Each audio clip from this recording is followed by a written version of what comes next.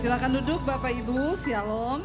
Apa kabarnya sore hari ini? Luar biasa karena kita punya Tuhan yang luar biasa. Iya, bulan-bulan ini Bapak Gembala sedang berbicara tentang iman di gereja ini. Dan tema tentang iman adalah tema yang penting sekali. Kenapa? Karena kita berkata, ketika Yesus datang kembali ke dunia ini, Yesus bertanya, saat aku datang adakah iman aku dapati? Tuhan gak cari sesuatu yang lain ketika dia datang, tapi Tuhan cari iman. Tapi iman yang seperti apa yang Tuhan cari dari hidup kita? Bukan iman sembarangan, bukan iman yang kosong. Iman yang bagaimana? Nah, hari ini kita akan sama-sama belajar dari firman Tuhan. Saya sangat diberkati dengan ayat ini, saudara. Tadi pagi subuh saya bangun, saya berdoa, Tuhan, firman Tuhan apa yang mau saya sampaikan? Saya membaca Alkitab dan saya dapat, saudara, ayat ini. Yang pertama memberkati saya secara pribadi, ya, karena saya kayaknya belum pernah khotbah tentang tokoh yang satu ini di Alkitab. Dan ketika tadi pagi saya pelajari, wow, saya sangat diberkati dan banyak hal yang Tuhan singkapkan. Dan hari ini kita akan sama-sama belajar. Mari kita buka bersama Markus pasal yang ke-10. Kita baca bersama mulai dari ayat yang ke-46. Markus 10 ayat 46, saudara, ayat yang ke-47 saya 46. Lalu tibalah Yesus dan murid-muridnya di Yeriko, dan ketika Yesus keluar dari Yeriko bersama-sama dengan murid-muridnya dan orang banyak berbondong-bondong, ada seorang pengemis yang buta bernama Bartimeus, anak Timeus, duduk di pinggir jalan. 47.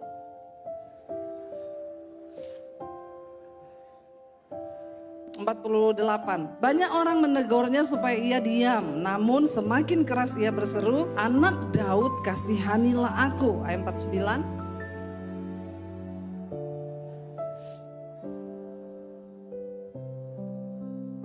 Lalu ia menanggalkan jubahnya, ia segera berdiri dan pergi mendapatkan Yesus. Ayat 51.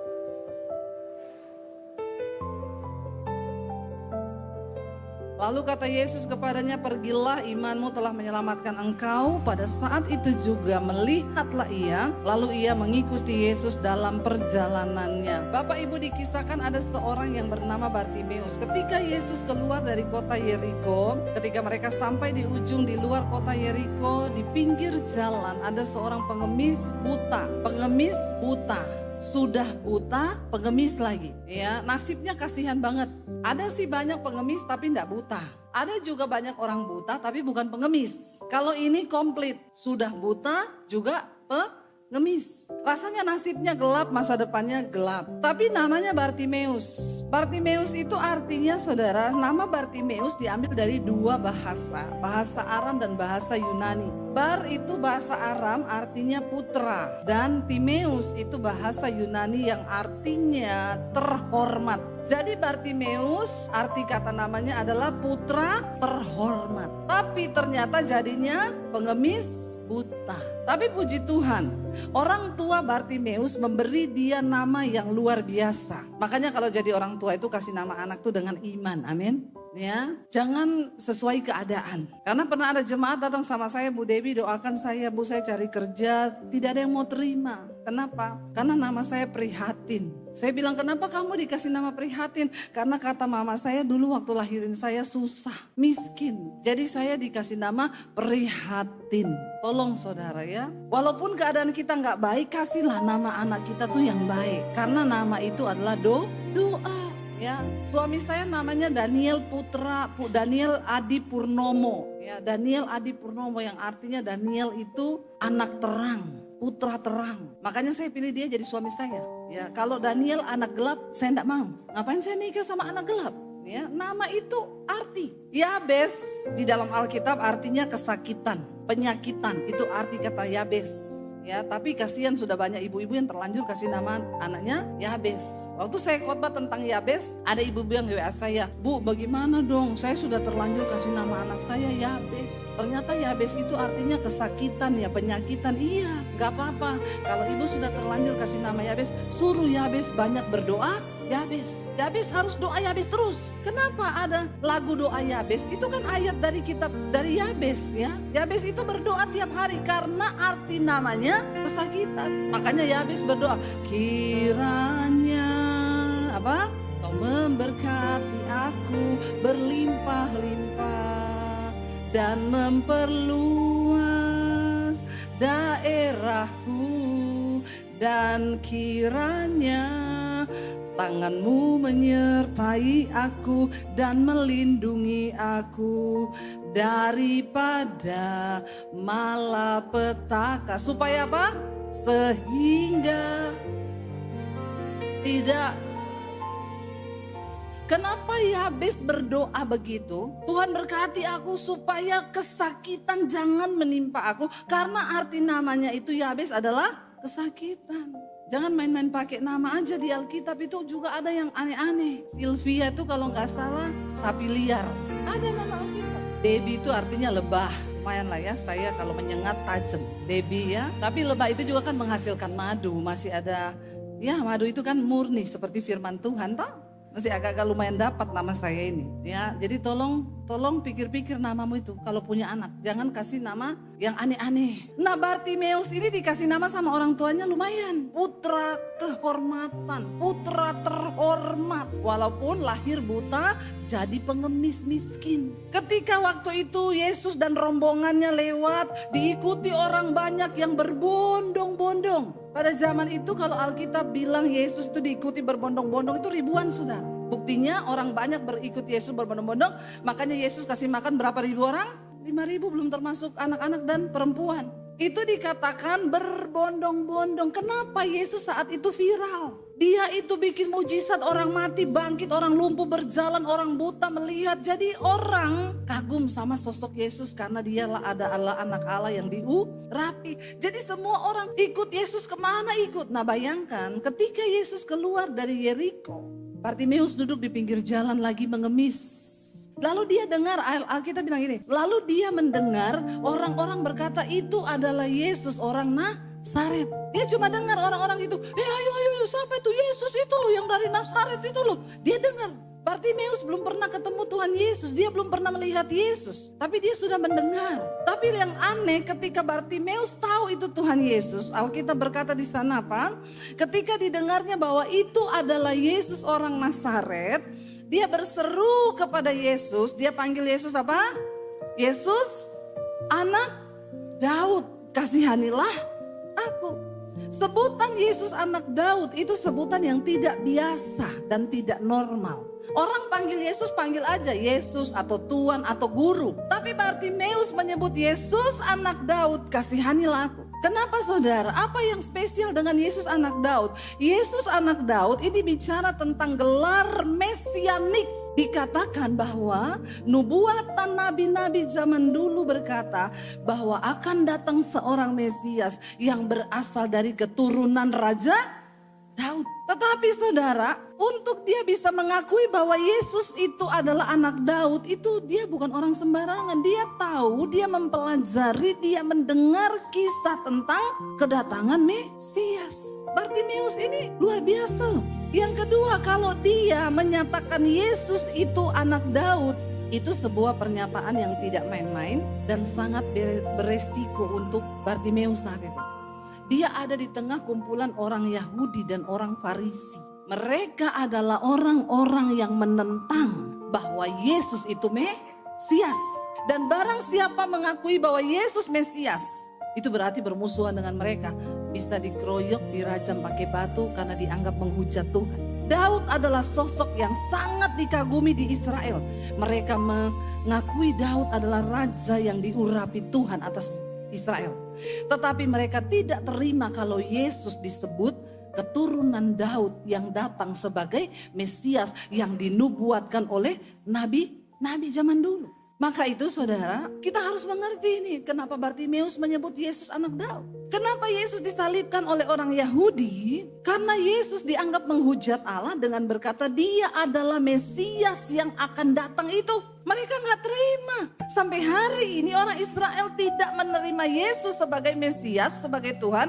Karena itu sampai hari ini orang Israel masih menangis di tembok ratapan. Untuk apa mereka menangis? Mereka minta Mesias itu datang. Nah saya kemarin saudara waktu di Eropa, ada salah satu tour guide di sana, dia bilang gini, dia bukan orang Kristen. Dia bilang sama saya gini, Bu, saya tuh tahu ibu ini pembicara, ibu pengkhotbah yang cukup terkenal di Indonesia. Umat ibu banyak, saya lihat di YouTube. Terus Saya ini dari kemarin bergumul mau ngomong sesuatu sama ibu. Semalam-malaman saya berdoa, ada yang mau saya sampaikan. Saya sampai deg-degan, waduh kamu tuh mau sampaikan apa ya sampai bergumul-bergumul gitu tuh. Saya tuh penasaran. Jadi gini Bu, ibu jangan tersinggung ya. Saya mau tanya dulu, ibu ini bela Palestina atau Israel? Saya bilang kebetulan saya Persija. Aneh pertanyaannya, maksudmu tuh apa? Enggak, ibu bela mana dulu? Saya nggak mau jawab. Kamu ngomong dulu maksudmu apa? Jadi gini Bu, tolonglah kasih tahu sama orang Kristen di khotbah ibu, jangan bela Israel. Israel tuh jahat. Saya ini Bu, kata dia, termasuk orang yang memboikot McD. Saya nggak mau makan di McD. Saya bilang, iya kau mabuk agama. Cuma orang mabuk agama yang memboikot itu. Saya tanya sama dia, kamu pernah nggak pergi ke Israel? Jangan pernah kamu mengkaitkan Israel dengan Kristen. Karena di Israel sendiri, Kristen itu sangat kecil, cuma 3-5% orang Kristen. Yang banyak itu Muslim justru di Israel. Yahudi dulu, ya baru Muslim saya bilang. Orang Palestina tinggal di Israel banyak, makanya kamu perlu sekali-sekali ikut saya ke Israel. Saya setahun 2 kali balik ke Israel. Supaya kamu tahu, Israel itu bukan Kristen. Kita kalau di Israel takut pakai kalung salib, dilihat kau bisa diludahi sama mereka. Mereka benci orang Kristen.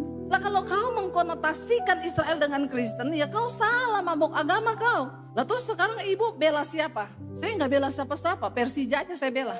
Kenapa? Karena Tuhan mengasihi semua bangsa. Tuhan mengasihi orang Palestina, Tuhan mengasihi orang Israel, Tuhan ingin orang selamat. Jadi saya ini juga mengasihi semua bangsa. Oh begitu, iya. Kadang-kadang orang itu salah pemahaman. Kenapa Yesus itu disalibkan? Saya bilang, kamu tahu gak kenapa Yesus disalib sama orang Yahudi? Karena mereka tidak mau mengakui Yesus itu Mesias. Cuma orang Kristen yang ngakui itu. Jadi salah kalau kamu mengkonotasikan Israel, Kristen, Palestina itu Muslim. Gak usahlah ikut-ikutan sama perang mereka. Wong itu urusannya politik. Bener gak? Jangan mabok agama. Lalu dia bilang, oh begitu ya Bu, iya. Nah bagi Bartimeus, kenapa saya ceritakan ini saudara?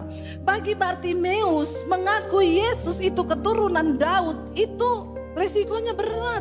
Dia bisa dimusuhi bahkan dirajam ini oleh orang-orang Yahudi yang di sekelilingnya dia.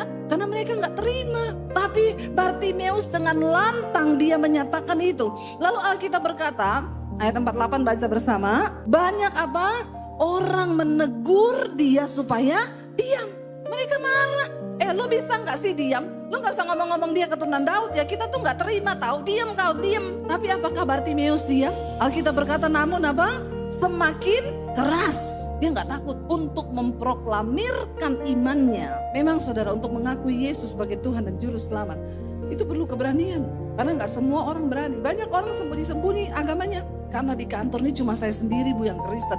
Makanya saya diam-diam baik biar gak ketahuan lah.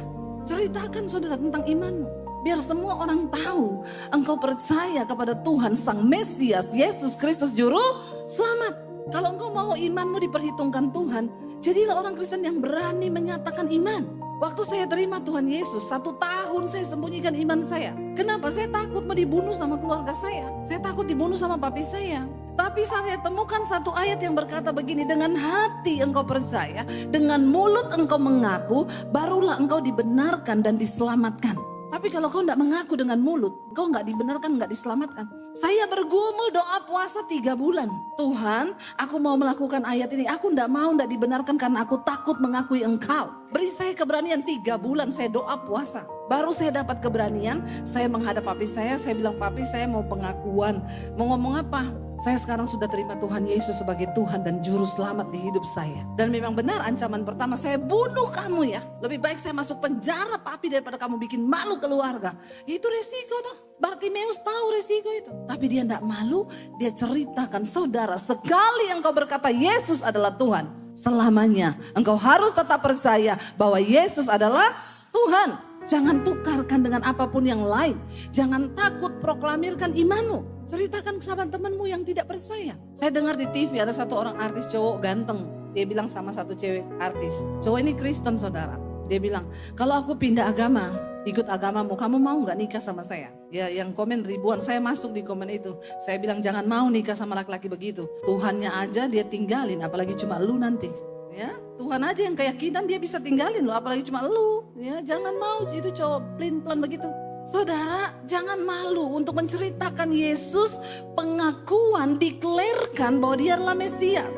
Ketika orang banyak itu menegur, memarahi dia, diam loh, gak usah banyak bicara. Dia semakin keras berseru, anak Daud. Dia gak panggil Yesus lagi, tapi tetap anak Daud, menyatakan, declare gelar mesianik Tuhan Yesus sebagai Mesias yang datang dari keturunan Nabi dan dari Raja Daud. Lalu dikatakan begini saudara, ayat 49, karena iman yang luar biasa dari Bartimeus ini. Ayat 9 berkata, lalu Yesus berhenti. Apa yang bisa menyebabkan langkah Yesus terhenti?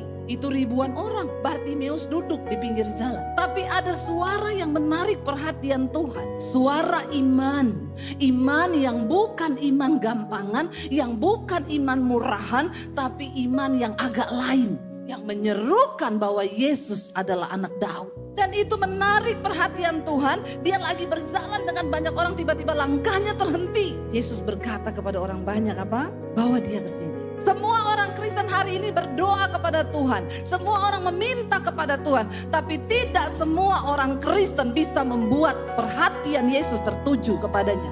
Kecuali yang kau punya iman yang agak lain. Amin saudara. Iman yang bagaimana itu? Tidak semua orang didengar doanya sama Tuhan. Ketika ada perempuan pendarahan 12 tahun yang dengan iman berkata begini, Yesus mau lewat. Dia dengar ini orang bilang Yesus mau lewat di daerahnya. Dia cuma punya iman gini, asal ku jamah jubahnya, aku sembuh. Dan ketika Yesus lewat dengan ribuan orang berbondong di belakangnya, perempuan ini berusaha menjamah jubah Yesus. Dan ketika dia jamah jubah Yesus, Yesus nggak tahu siapa dia, tapi ada kuasa yang keluar dari tubuh Yesus. Lalu Yesus berpaling dan berkata kepada muridnya, siapa yang menjamah aku? Lalu muridnya berkata, hello please deh, Tuhan, guru, yang menjamah engkau itu ribuan orang. Yang berdesak-desakan di sampingmu itu ribuan orang. Terus kau tanya siapa yang jamah kau? Hello, semua orang menjamah. Tapi Tuhan bilang begini, enggak. Ada satu jamahan yang berbeda. Dan jamahan itu menarik kuasaku keluar dari tubuhku. Banyak orang berbondong-bondong ikut Yesus ke gereja tiap hari Minggu, ribuan. Tapi tidak semua orang bisa menarik kuasa Tuhan turun atas hidupnya. Kecuali engkau punya iman yang berbeda dari kebanyakan orang. Iman seperti apa itu saudara? Yesus berhenti langkahnya dan dia bilang, bawa dia ke sini. Kita semua punya kesempatan untuk berjumpa secara pribadi. Bayangkan kalau presiden lewat, terus dia lihat kita di pojok, terus dia di antara ribuan orang, terus dia bilang, bawa itu orang ke sini. Wow, kita dapat kesempatan pribadi, apalagi ini Tuhan. Amin. Tuhan loh, Tuhan yang menghentikan langkahnya untuk berjumpa dengan engkau secara pribadi. Lalu ketika Bartimeus dipanggil, orang banyak itu berkata begini. Waktu Yesus bilang panggil dia, mereka memanggil orang buta itu dan berkata kepadanya begini, kuatkan hatimu. Karena mereka nggak tahu apa yang mau Yesus katakan. Kuatkan hatimu. Dan ya dia bilang, ya kuatkan hatimu karena kamu akan berjumpa dengan dia, berdiri. Ia memanggil engkau. Ayat 50 berkata lalu apa? Lalu Bartimeus menanggalkan jubahnya dan ia segera berdiri dan pergi mendapatkan Yesus. Jubah bagi orang Yahudi itu bukan baju biasa. Jubah bicara tentang jabatan, otoritas. Jubah bicara tentang jati diri seseorang. Jubah imam itu kain efod warna ungu, mahal. Jubah imam. Jubah raja itu berlapis emas. Saudara bisa bayangkan jubah pengemis, letek, hitam, kotor.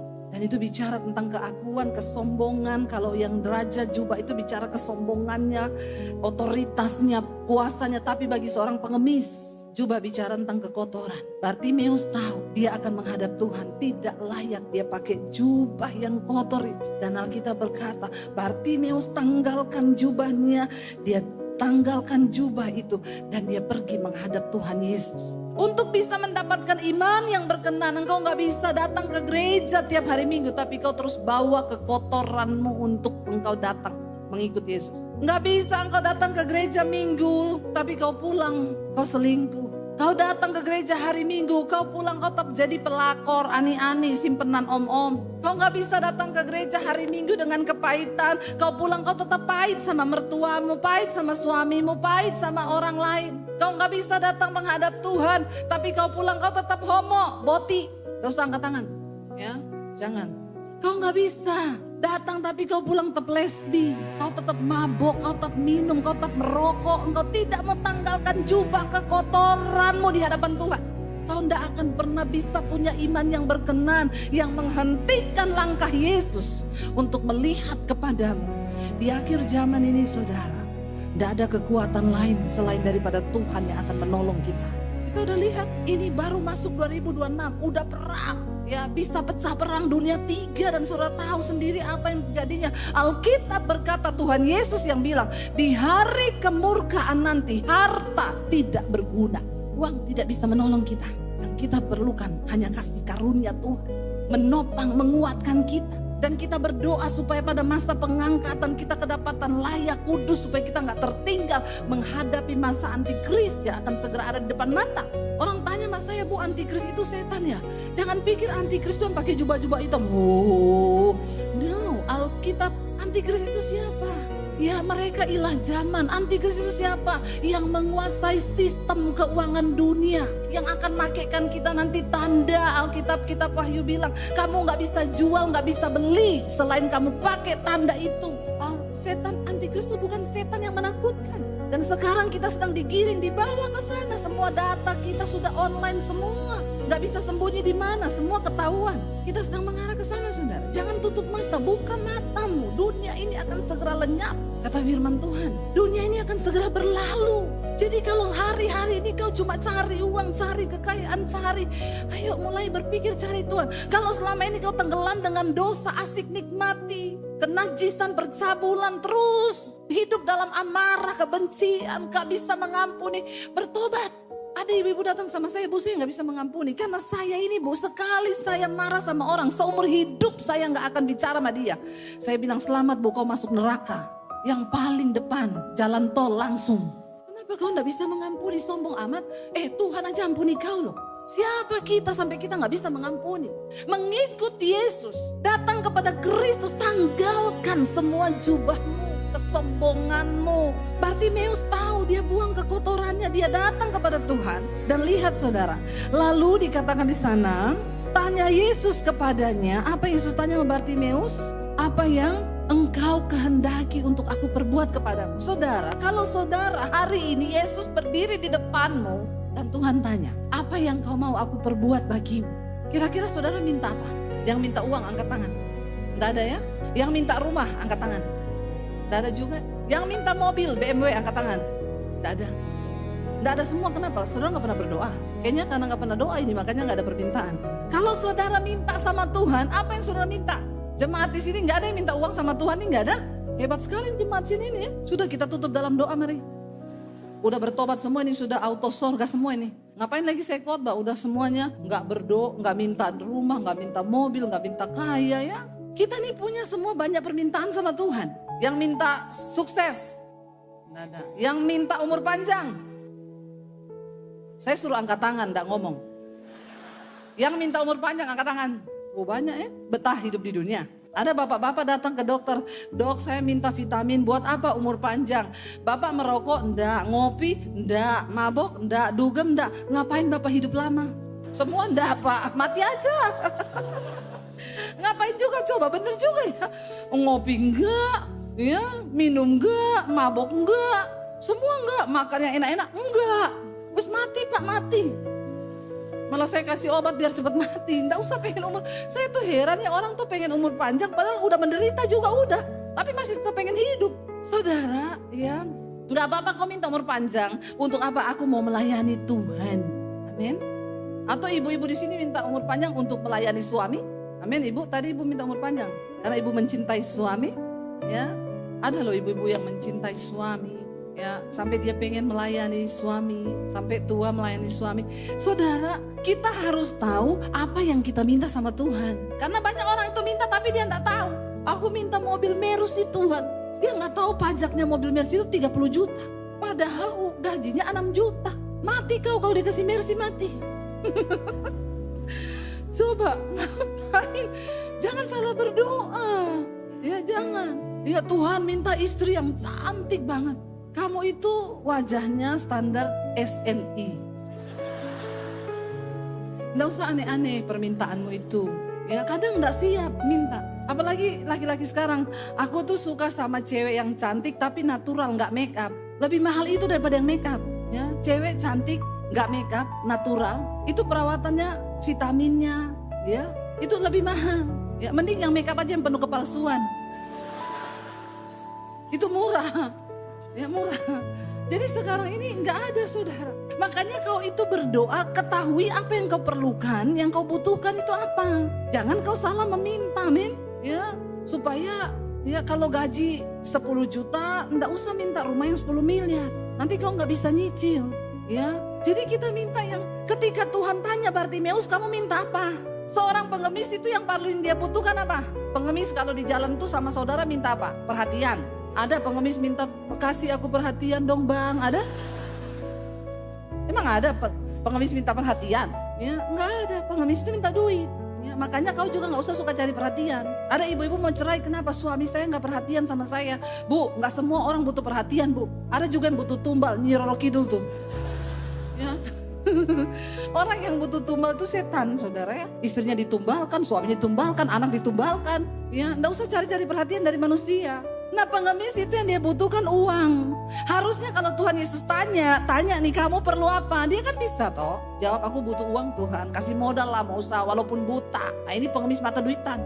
Tapi Bartimeus tidak. Dia bilang sama Yesus gini, Rabuni, buat aku melihat. Apa itu Rabuni? Saudara, Rabuni itu sebutan di kalangan orang Yahudi untuk guru atau mentor rohani.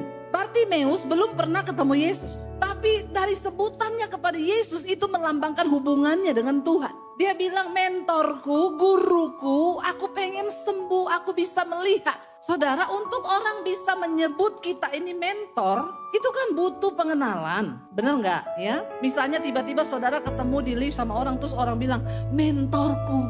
Saudara kaget nggak? Kaget pasti gini, ini orang kok dia panggil, aku gak kenal dia, kok dia bisa bilang aku mentorku ya, guruku. Gila kali, iya enggak? Untuk orang bisa menyebut kita mentor atau kita sebut orang mentor itu kan butuh proses, benar? Kita juga gak mau dong sembarangan ngomong orang mentor. Saya kalau ketemu orang di mall atau di lift, dia kadang gini, Ibu Debbie Basir, aduh ibu itu mentorku loh. Yang langsung saya tanya gini, kamu kenal saya? Oh, saya tahu ibu, tiap hari saya ngikuti khotbah ibu.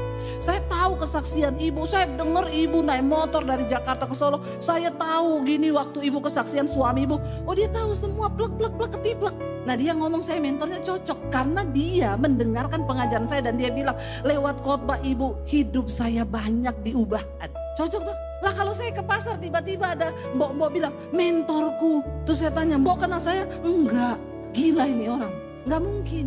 Bartimeus menyebut Yesus tuh mentor, guru. Ini sebutan, bukan sebutan pada umumnya. Ini menggambarkan betapa Bartimeus itu punya iman yang dekat dengan Tuhan. Lalu dia bilang, aku pengen melihat. Dan Tuhan Yesus bilang kepada dia apa? Baca bersama dengan suara yang keras. Jawabnya apa? Lalu kata Yesus kepadanya apa?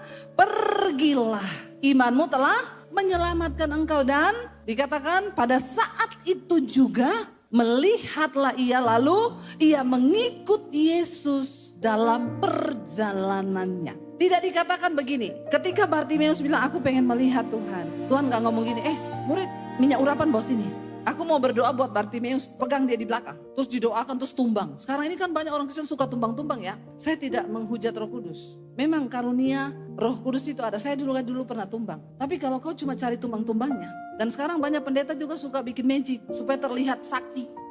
Tumbang. Kau 10.000 kali tumbang kalau hidupmu gak berubah. Ngapain? Geger otak lama-lama. Geger otak iya, berubah kagak. Ngapain? Ya, kejar perkenanan Tuhan, tinggalkan dosa, hidupmu berubah, lakukan firman, itu yang benar. Jangan cuma suka yang tumbang-tumbang begitu. Ya karena sekarang penyesatan tuh banyak. Orang suka tumbang, apa-apa dia gitu, belum dipegang. Kadang-kadang saya suka aneh juga, apa lebay alay sih kamu ini lebay ya. Tiap kali ke gereja didoakan tumbang terus. Tapi utangnya gak dibayar terus. Suruh bayar utang dulu baru tumbang. Ya, tiap di gereja tumbang terus. Tapi selingkuh terus, merokok terus, mabok terus, ngapain? Ya bukan soal tumbangmu, Tuhan tunggu perubahan hidupmu. Dan Yesus berkata imanmu telah menyelamatkan engkau. Tuhan tidak melakukan apapun. Tapi iman Bartimeus menarik kuasa Kristus. Dia bukan cuma sembuh, tapi dia dapat karunia yang luar biasa.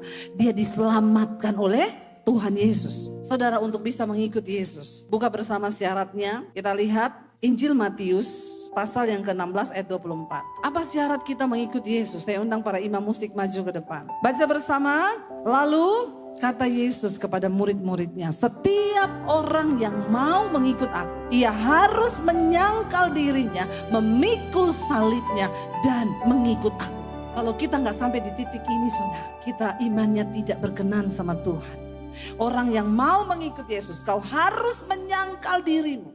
Aku ini dulu orang yang banyak dosa, tapi ketika aku ikut Yesus, aku mau tanggalkan semua dosa itu. Aku bukan yang lama lagi, tapi aku ciptaan yang baru dalam Kristus. Tuhan gak lihat berapa banyak dosamu, Dia tunggu engkau datang menyerahkan hidup kepada Dia.